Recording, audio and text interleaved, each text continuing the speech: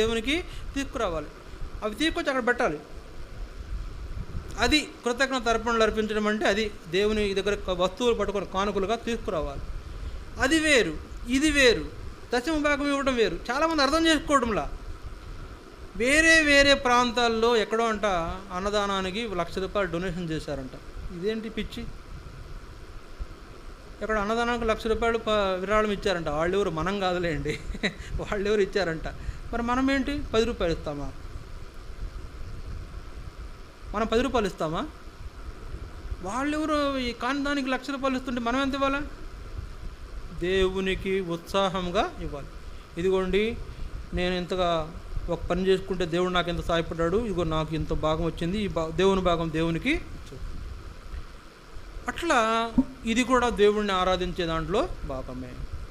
కృతజ్ఞత అర్పణలు వేరు, ఇక్కడ